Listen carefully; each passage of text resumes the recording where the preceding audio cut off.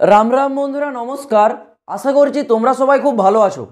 বন্ধুরা, তোমরা অনেক দিন ধরে অনেকে কমেন্টে জানতে চাইছো জিডিএস 2024-এ নতুন ভ্যাকেন্সি কবে আসবে।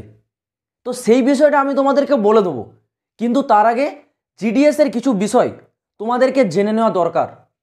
তোমরা দেখতে পাচ্ছ আজ কিন্তু জানুয়ারি মাসের 16 তারিখ, মানে 2024 সালের জানুয়ারি মাসের প্রায় হাফ দিন পেরিয়ে গেল, কিন্তু জিডিএসের ভ্যাকেন্সি এখনও জারি হয়নি। এছাড়াও জানুয়ারি মাসের এই যে হাফ দিন, এটাকে তোমরা 2024 সালের প্রথম বলতে পারো। এই 2024 সালের প্রথমে জিডিএসের কিন্তু সেইভাবে দেখতে গেলে কোনো আপডেট আসেনি এখনও পর্যন্ত। কেন আপডেট আসেনি? কারণ জিডিএসে তোমরা হয়তো অনেকে জানো না, একটা স্ট্রাইক চলছিল। যারা জানো না তাদের উদ্দেশ্যে বলছি, জিডিএসে একটা স্ট্রাইক চলছিল ডিসেম্বর মাসে। ডিসেম্বরের 12, 13, 14, 15 4 দিন স্ট্রাইকটা চলেছে এবং 5 দিনের দিন স্ট্রাইকটা বন্ধ করে দেওয়া হয়। কেন বন্ধ করা হয়? কারণ সরকারের তরফ থেকে একটি নোটিশ পাঠিয়েছিল। সেই নোটিশে বলা ছিল জিডিএসে যেই সব ক্যান্ডিডেটরা চাকরি করছে তাদের যদি সার্ভিস ইয়ার 3 বছরের কম হয়, মানে তারা যদি 3 বছরের কম সার্ভিস করছে কিন্তু তারা যদি সেই আন্দোলনে গিয়ে যুক্ত হয়, তাদেরকে চাকরি থেকে কিন্তু বরখাস্ত করে দেওয়া, মানে তাদেরকে চাকরি থেকে সরিয়ে দেওয়া হবে।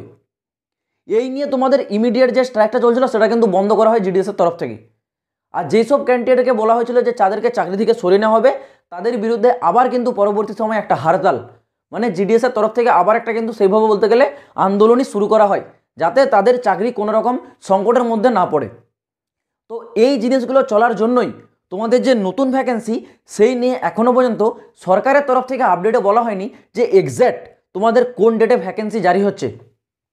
কিন্তু তাও একটা মোটামুটি সম্ভাবনা আছে জিডিএসের যে ভ্যাকেন্সি সেটা তোমাদের 2024 সালের জানুয়ারির শেষ বা ফেব্রুয়ারির ফার্স্টে তোমাদের জারি হবে।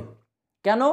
কারণ 2024 সালের লোকসভার ভোট রয়েছে, আর লোকসভার ভোট যেহেতু খুব শীঘ্রই রয়েছে, সেই ক্ষেত্রে মার্চের সেকেন্ড উইক, তোমরা মনে রাখো, মার্চের সেকেন্ড উইক থেকে সমস্ত রকম নোটিফিকেশান জারি হওয়া কিন্তু বন্ধ।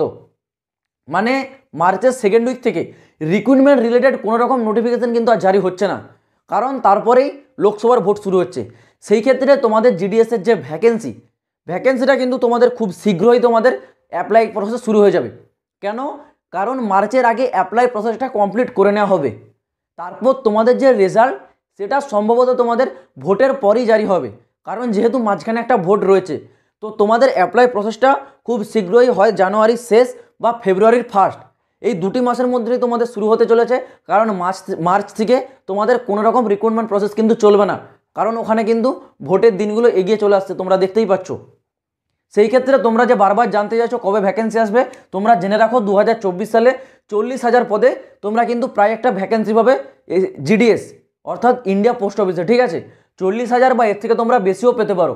কোয়ালিফিকেশান শুধুমাত্র 10 পাস যোগ্যতাতে তোমরা এখানে যেতে পারবে। বয়স 18 থেকে 40, এটা হচ্ছে জেনারেলদের ক্ষেত্রে। ঠিক আছে, যারা এসটি এসসি তোমরা এখানে কিন্তু পেয়ে যাবে এক্সট্রা করে 5 বছরের ছাড়, এবং ওবিসিরা তোমরা 3 বছরের ছাড় পেয়ে যাবে।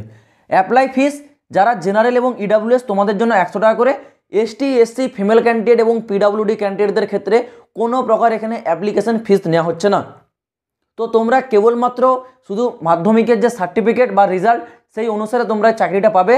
তো যখন তোমাদের এর অ্যাপ্লাই প্রসেস শুরু হবে আমি তোমাদেরকে ইনফর্ম করে দেবো, তোমাদের চিন্তার কোনো কারণ নেই। তো তোমাদেরকে বলছি, India post office GDS related প্রতিটা লেটেস্ট আপডেট পাওয়ার জন্য এই চ্যানেলটাকে তোমরা অবশ্যই সাবস্ক্রাইব করে রাখবে। তো চলো বন্ধুরা, দেখা হচ্ছে আবার পরের ভিডিওতে নতুন কোনো আপডেটের সাথে। জয় হিন্দ, বন্দে মাতরম।